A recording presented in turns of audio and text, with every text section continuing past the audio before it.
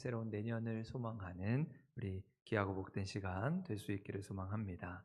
그런 의미에서 오늘은 지난주에 이어서 하늘의 선물 두 번째 시간으로 소망이란 주제를 내가 함께 묵상하면서 빛을 기다리는 사람들이란 제목으로 함께 은혜를 나누고자 합니다. 지난주에 말씀드린 대로 우리는 예수님의 성탄을 기다리는 대림절을 보내고 있습니다. 여러분, 대림절을 한자말로 풀게 되면 기다릴 대자에 임할 임자를 쓰고 있습니다. 이 뜻을 풀면 우리 가운데 임하실, 우리 가운데 임재하실 주님을 기다리는 절기가 바로 대림절이라는 것이죠. 여러분, 그래서 이 대림절이라고 하는 말을 영어로 하면 advent라고 하는데 그 뜻이 오심, 도착, 예수님이 우리 가운데 오신다, 우리 가운데 도착하신다 라고 하는 뜻이 됩니다. 여러분, 그러니까 예수님이 이 땅에 오실 때 이 땅에 불의한 것을 바로잡고 우리를 괴롭게 하는 그런 고통과 또 불의의 문제가 해결되기를 소망하고 기다리는 것, 그것이 바로 이 대림절 절기가 가진 의미라 할 수 있습니다. 저는 예전 조선시대 이야기를 들을 때면 재미있게 듣던 이야기 중에 하나가 암행어사 박문수, 잘 아시죠? 많이 들어보셔서 암행어사에 관한 이야기입니다. 예전 조선시대 고을마다 사또와 관리들이 백성들을 잘 돌보는 곳도 있었지만 대부분은 그렇지 못했지요. 겉으로는 백성을 위하는 척 하면서 속으로는 자기 이속을 챙기고 자기의 배만 불리게 바빴던 관리들이 너무도 많이 있었습니다. 그러면 정작 고초를 겪는 것은 백성들이지요. 뼈 빠지게 농사짓고 수고한 그 곡식들을 세금으로 다 빼앗기고 백성들에게 남는 것은 시름과 한숨뿐이었습니다. 그런데도 그 백성들은 어디에도 하소연할 곳 없는 그런 처량한 신세였지요. 그때 아무도 예상하지 못한 한 줄기의 빛처럼 누군가 큰 소리를 외치며 다가옵니다. 여러분, 그 소리가 무엇일까요? 암행어사 출두요 라고 그렇게 큰 소리로 외치게 됩니다. 예전 이야기이지만 이 외침을 들을 때면 괜히 마음이 뻥 뚫리는 것 같고 속이 다 시원해지는 것 같습니다. 아무리 횡포가 판을 치고 억울한 일들이 있어도 암행어사가 출두하는 순간 모든 것이 역전이 됩니다. 암행어사가 마패를 들고 정의를 바로잡는 순간 부정과 부패를 일삼던 관리들의 악행이 드러나고 감추어졌던 진실이 밝혀질 때 이런 사람들 가슴속 응어리까지 진 모든 것들이 풀리는 통쾌함을 맛보게 되지요. 그래서 백성들은 때로 힘든 세상을 살면서도 언젠가 암행어사 나으리가 나타나기만 하면, 암행어사 출두요라는 소리가 들리기만 하면 우리의 억울함이 풀어지리라, 작은 희망을 품고 그 힘겨운 삶을 견디게 된 것입니다. 어쩌면 예수님을 기다리는 우리의 모습이 이러하지 않을까 생각합니다. 우리의 삶에 예수님이 다가오시면 마치 암행어사처럼 못된 짓을 하는 사람들, 너 이리 와, 너 이리 와 하면서 그들을 때려 잡으시고 세상의 모든 부정과 불의를 꺾으셔서 우리의 답답한 마음이 마치 뚫어뻥처럼 뻥하고 뚫리는 무언가 속 시원한 그 기쁨의 소식을 기다리게 되는 것이죠. 그래서 함석헌 선생님은 님이 오신다라고 하는 시에서 이렇게 노래합니다. 아주 긴 시인데요, 제가 부분 발췌를 해서 좀 편집을 했습니다. 님이 오신단다, 길 닦아 예비하자. 내 집에 오시는 님을, 날 보러 오시는 님을 그저 어찌 맞느냐. 높은 건 낮추고 우물어진 건 돋우고 굽은 길을 곧게 하고 지저분한 것을 다 치워 님이 바로 오시도록 하자. 쓸자, 닦자, 고치자, 물을 뿌리자. 묻고 안고 이 먼지를 다 어찌하노. 언제 이것을 아름다이 하노. 아이고 님이 오시네. 저기 벌써 오시네. 이를 어쩌노. 쓸자 닦자 하던 마음 그것조차 맘뿐이고 님이 손수 쓰시고 나까지도 앉으라시니 제 자랑이곤 없소이다. 참 없소이다. 밝히자면서 못 밝힌 방 저절로 밝아지고 맑히자면서 못 맑힌 맘 나중엔 맑아졌으니 내라곤 없소이다. 님 곁에만 사오리 라고 한 시입니다. 어쩌면 이것이 성탄을 기다리는 우리들의 모습이라 생각해 봅니다. 가을에서 겨울로 접어들면서 그럼 누구라도 할 것 없이 세월의 빠름을 고백하죠. 너무도 정신없이 바쁘게 살아온 시간들을 되돌아보면서 우리의 마음을 보니 너무 누추하고 때론 지치고 고단한 것을 고백하게 됩니다. 그러나 어김없이 우리를 위해 찾아오시는 그 예수님을 기다리는 이 복된 절기는 우리의 마음을 쓸고 닦고 고치게 하면서 무엇을 먹을까, 무엇을 마실까 염려하는 삶이 아닌 암행어사 출도와 같이 우리의 모든 삶을 제자리로 돌리시는, 더러운 것을 깨끗이 하시고 제자리를 찾게 하시는 놀라운 은총과 기다림의 시간을 맞이하게 됩니다. 여러분, 그런 의미에서 오늘 우리가 함께 읽은 이사야서의 말씀은 오늘 우리에게 암행어사가 어떻게 찾아오시는가, 하나님의 은총이 우리 가운데 어떻게 임재하시는가, 그 기다림의 시간을 설명해 주고 있습니다. 여러분, 이사야 선지자가 살았던 시대는 아수르라고 하는 큰 제국이 그야말로 주변 나라들을 막 집어삼키는 그런 격변의 시기였습니다. 북쪽에 있던 북이스라엘은 이미 멸망의 길로 접어들었고 남유다 역시 그 열강의 틈바구니 속에서 언제 공격을 받을지, 언제 전쟁이 일어나게 될지 두려움과 불안 속에 살아갔던 것이지요. 마치 지금 우리나라가 미국과 중국 사이에 끼어서 미국 편을 들어야 하는지 중국 편을 들어야 하는지 어찌할지 몰라서 그렇게 고통당하고 있는 이 시대와 맥을 같이 하고 있습니다. 여러분, 그렇게 나라의 현실은 먹구름처럼 짙게 드리워져 있었고 백성들은 압제와 불의 속에서 미래를 내다볼 수 없는 암울한 시간을 보내야 했습니다. 모든 것이 다 무너져 내리는 듯한 그 시대, 그러나 이사야 시대는 그 어둠에 잠긴 백성들에게 하나님께서 큰 빛을 비추어 주시리라, 너희의 어둠 가운데 하나님의 빛이 임재하시리라 선포하고 있습니다. 그것이 오늘 우리가 함께 읽은 2절의 말씀인데요, 우리 2절 말씀 한 번 더 같이 한번 읽겠습니다. 시작. 흑암에 행하던 백성이 큰 빛을 보고 사망의 그늘진 땅에 거주하던 자에게 빛이 비치도다. 그럼 이 빛은 단순히 듣기 좋으라는 희망의 말이 아니라 반드시 이루어지라는 하나님의 약속이었습니다. 아직 현실은 캄캄하고 어둡고 답답하지만 선지자는 이미 이루어진 사실처럼 너희에게 큰 빛이 임하리라, 하나님의 빛이 너희와 함께하리라 믿음으로 선포하고 있습니다.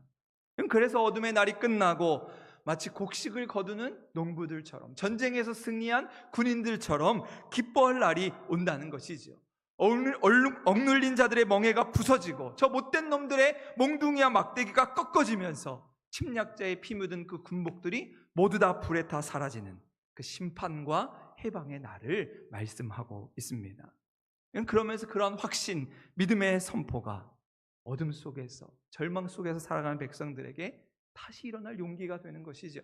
하나님의 빛이 임하게 되면 우리에게 큰 기쁨이 찾아오겠구나, 소망을 갖게 된 것입니다. 그래서 이사야 선지자가 말한 그 빛은 그냥 단순히 상황이 좋아지는 것이 아니라 하나님께서 보내실 메시아를 통해 완성되는 하나님 나라를 밝혀주고 있는 것이지요. 그래서 이사야 선지자는 장차 도래할, 미래에 찾아오게 될 그 메시아의 빛을 말씀하고 있습니다. 그것이 오늘 6절의 말씀인데요, 6절 말씀 같이 한번 읽겠습니다. 시작. 이는 한 아기가 우리에게 낳고 한 아들을 우리에게 주신 바 되었는데 그의 어깨에는 정사를 메었고 그의 이름은 기묘자라, 못사라, 전능하신 하나님이라, 영존하시는 아버지라, 평강의 왕이라 할 것임이라. 아멘. 어둠 속에 있는 자들에게 봐라, 한 아기가 태어날 것이다. 여러분, 이 말씀이 과연 무슨 의미일까요? 백성들이 한 아기가 태어난다고 했을 때 그 아기를 어떻게 받아들였을까? 고작 아기가 하나 태어나는 게 우리에게 소망이 되겠느냐? 그러나 뒷부분에 놀라운 말씀을 합니다. 위대하고 놀랍고 전능하신 하나님, 영원하시며 이 땅에 평화를 주는 그 메시아, 그 아기가 우리를 위해 이 땅에 올 것임을 말씀하고 있는 것이지요.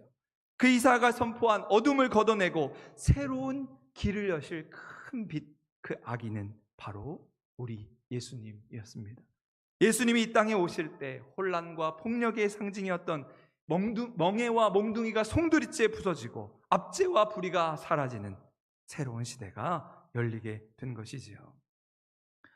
그래서 예수님이 이 땅에 오셔서 공생의 사역을 시작하면서 이제 보통은 주로 고향이었던 나사렛에서 지냈지만 공생애가 시작되면서부터는 이제 주거지를 나사렛에서 가버나움이라고 하는 동네로 옮기셔서 지내게 되셨습니다. 제가 지도를 준비했는데요. 지도에서 보시면 가버나움은 갈릴리 바다 제일 북쪽, 그래서 조금 서쪽에 치우친 그런 도시입니다. 그러니까 갈릴리 바다에 있는 많은 물고기를 잡을 수 있게 이곳은 어부들의 마을이라 불리게 되었습니다. 여러분, 그런데 훗날 이제 저 북쪽에 있는 아람이라고 하는 나라부터 이 가버나움을 거쳐서 가이사랴, 이제 로마의 군대가 있던 가이사랴를 거치고 그 도로가 이제 애굽까지 이르면서 요즘 우리로 말하면 고속도로가 크게 열리게 된 것입니다. 해변을 따라서 큰 무역도로가 열리게 되었는데 그 도로가 가버나움을 지나면서 이곳의 환경이 달라지기 시작했습니다. 그러니까 세금을 걷어들이는 세관이 자리를 잡고 이제 지리적인 요건에 따라서 로마의 군대, 로마의 수비대가 그곳에 주둔하게 되었습니다. 그래서 예수님이 그 믿음 좋은 백부장을 만난 곳이 바로 이 가버나움입니다. 그리고 예수님이 어부였던 제자들과 또 세관에서 일을 하고 있었던 세리 마태를 제자로 부르신 곳이 바로 이 가버나움입니다.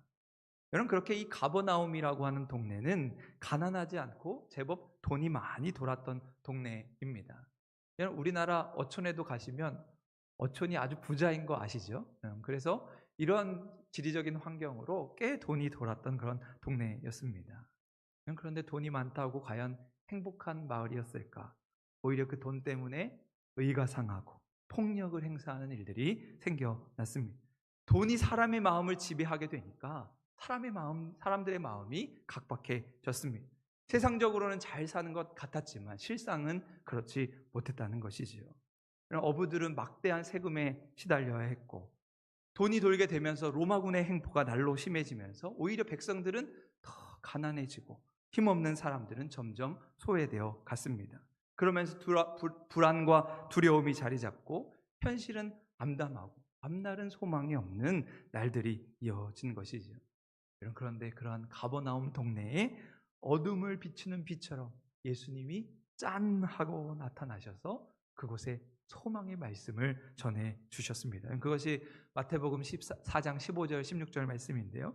스불론과 납달리 땅과 요단강 저쪽 해변길과 이방의 갈릴리여, 그 감에 앉은 백성이 큰 빛을 보았고 사망의 땅과 그늘에 앉은 자들에게 빛이 빛이었도다 하였느니라. 어디선가 본 것 같은 말씀이지 않습니까? 바로 우리가 직전에 앞에서 읽었던 이사야의 말씀과 동일한 말씀입니다. 그러니까 예수님의 제자였던 마태가 볼 때 지금 예수님이 이 가버나움이라고 하는 동네에 오신 것은 어둠 속에 살고 있는 백성들에게 희망의 빛으로 다가오셨다고 생각한 것이죠. 그리고 그것은 바로 700년 전 이사야 선지자를 통해서 선포하셨던 말씀을 성취하는 사건이라 여기게 된 것입니다.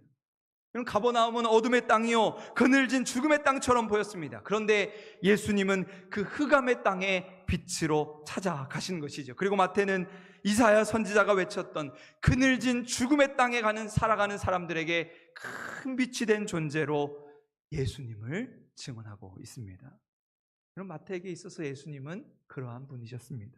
마음이 울적해지다가도 예수님을 생각하면 그 얼굴이 환하게 빛나게 되는 그런 예수님 그 이름만 들어도 가슴에 따뜻함이 피어오르는 분이셨습니다.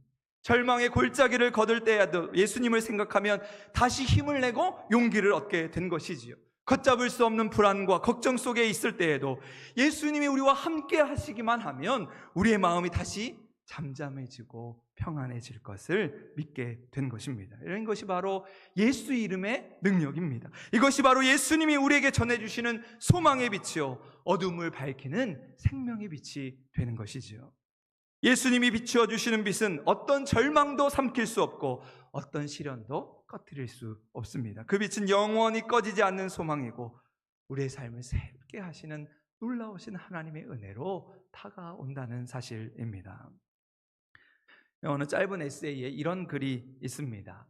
그럼 아메리카 신대륙을 발견한 콜럼버스가 산타 마리오호라고 하는 배를 타고 신대륙을 발견하게 되지 않습니까?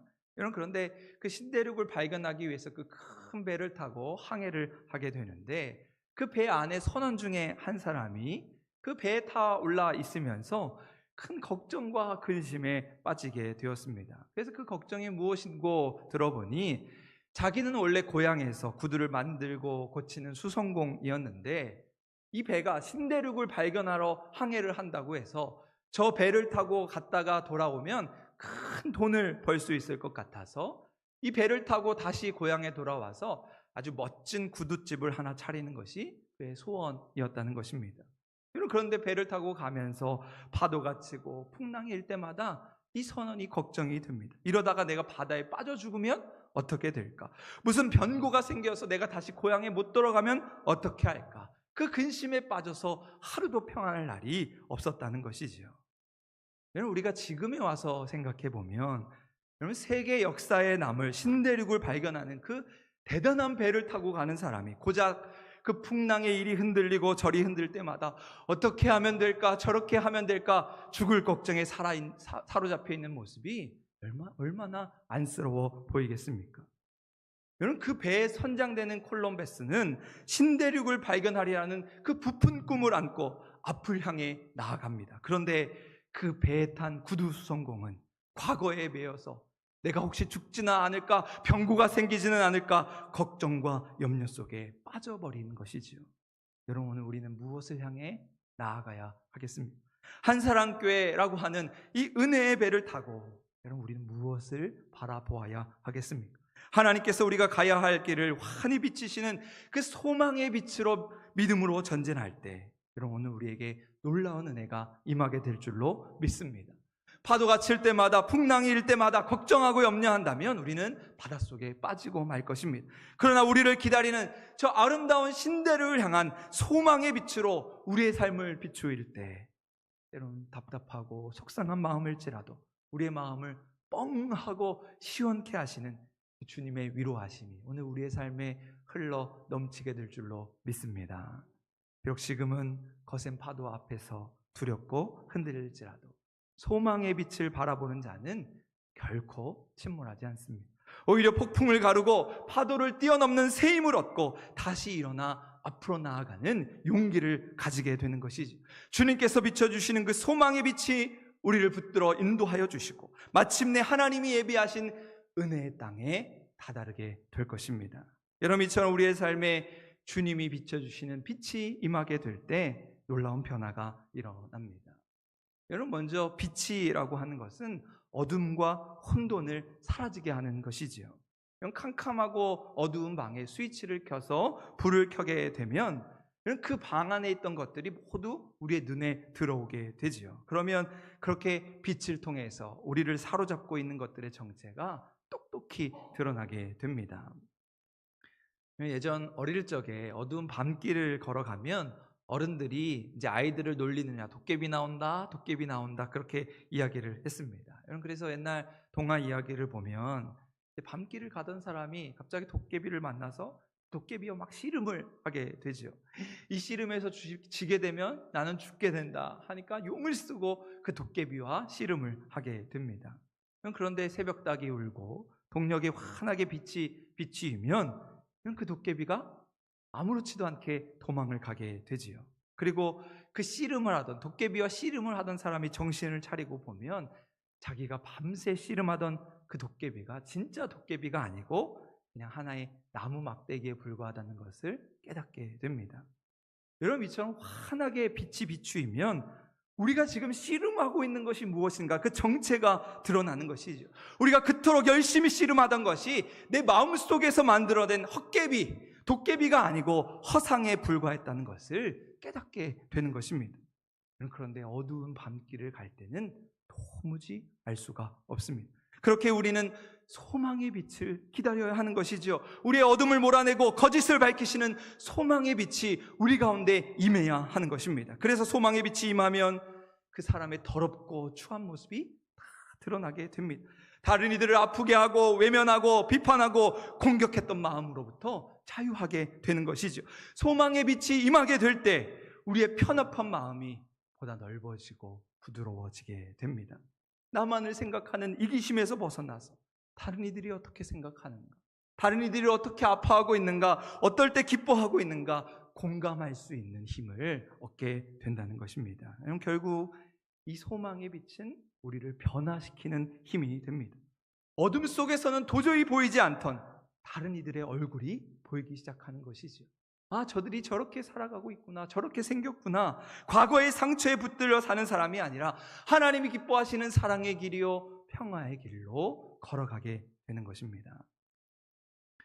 어느 한 사람이 서 있는 기차를 향해서 이제 막 출발하려고 하는 기차를 향해서 소리를 지르면서 막 달려오고 있었습니다.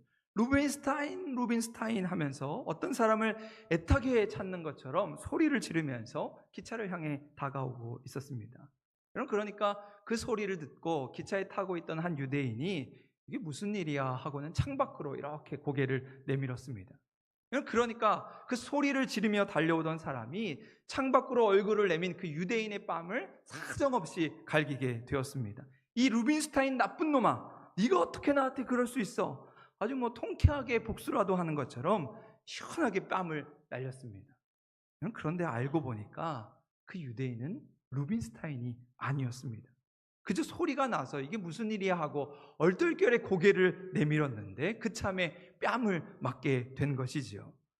그 사람이 얼마나 황당했을까, 얼마나 당황했을까. 그런데 그 모습이 우스워 보였던지 이 기차에 타고 있는 사람들이 모두 웃기 시작했습니다. 그러니까 이 뺨을 맞은 유대인도 덩달아서 그냥 큰 소리로 허허허 하며 웃었습니다. 그러니까 사람들이 그에게 묻습니다. 아니, 지금 당신은 뺨을 맞았는데 웃음이 나옵니까? 그러자 그 유대인이 웃으면서 이렇게 대답합니다. 저는 저 사람이 찾는 루빈스타인이 아닙니다. 나는 이유 없는 오해로 뺨을 맞은 것이 사실입니다. 그런데 그 사람은 이미 기차에서 멀어졌고 내가 화를 낸다고 해서 방금 일어난 일이 바뀌는 것도 아닙니다. 괜히 내 마음만 더러워질 뿐이죠. 차라리 웃어 넘기는 것이 훨씬 더 좋습니다. 이야기 했다는 것이죠. 그의 웃음에는 평안과 여유가 담겨져 있었습니다.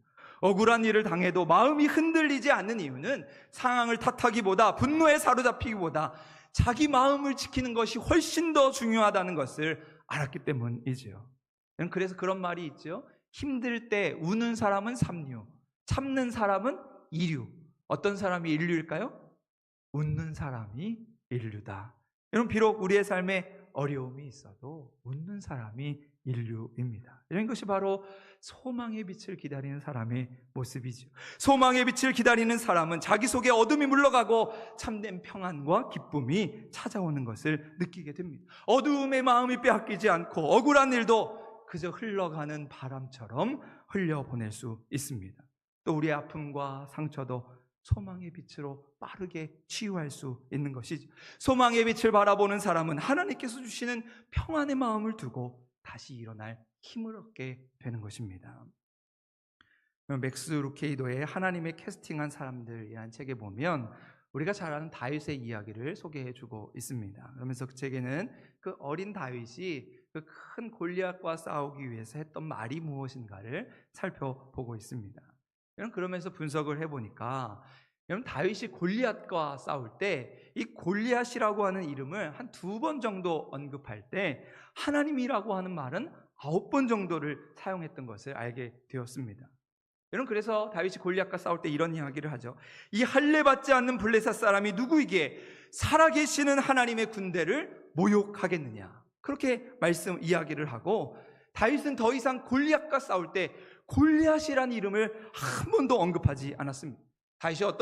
골리앗이 어떤 능력을 가졌는지, 어떤 실력을 갖췄는지, 나이는 어떻게 되는지, 그가 들고 있는 창이나 방패가 어떠한 것인지 다윗은 결코 이야기하지 않았습니다. 오히려 다윗은 살아계시는 하나님의 군대, 만군의 여호와, 이스라엘 군대의 하나님의 이름, 오늘 여호와께서 너를 내 손에 넘기시리라, 온 땅으로 이스라엘의 하나님이 살아계신 줄을 알게 하겠노라 믿음으로 선포하면서 오직 하나님을 언급하며 전쟁터로 나가게 되었습니다. 여러분, 이것이 다윗이 골리앗과 싸워 이긴 비결입니다. 여러분, 우리 주변을 보면 참 많은 골리앗이 있지요. 우리를 둘러싸고 있는 어둠의 세력, 죄의 권세가 있습니다. 그런데 중요한 것은 그들의 힘이 얼마나 센 것이 아니라 바로 우리의 힘 되시는 하나님을 바라보는 것입니다. 자꾸 골리앗에게 문제에 집중하지 않고 우리는 하나님께서 우리에게 어떤 빛을 비추어 주시는가, 어떤 은혜를 내리워 주시는가, 그 하나님을 바라보는 것입니다. 하나님의 능력, 하나님의 약속을 바라보면서 때로는 속상하고 답답한 어려움의 문제들, 그러나 그 문제 너머에서 우리를 붙들어 인도하시며 소망의 빛으로 우리를 비추시는 그 하나님이 얼마나 크고 얼마나 대단한 분이신가를 기억하는 것이지요. 여러분, 오늘 우리 한사랑교회가 그런 빛을 기다리는 공동체 되기를 소망합니다. 우리에게 비추시는 그 소망의 빛으로 앞만 바라보며 담대히 전진하는 교회, 문제의 크기를 두려워하기보다 오직 하나님만 높이며 세상 속에서 주의 빛을 증거하며 주의 영광을 찬양하는 교회 될 수 있기를 소망합니다. 그때 하나님께서 우리 모두에게 새 힘을 주시고 우리가 가야 할 길을 열어주시고 우리를 견고함으로 인도해 주실 것입니다. 넘어져도 다시 일어나게 하시고 흔들려도 견고하게 하시며 잠시 슬퍼해도 믿음으로 걸어가는 그 소망의 빛을 기다리는 우리 모든 한사랑교회 믿음의 성도 될 수 있기를 주님의 이름으로 간절히 축원합니다. 아멘. 오늘도 이 시간 우리 말씀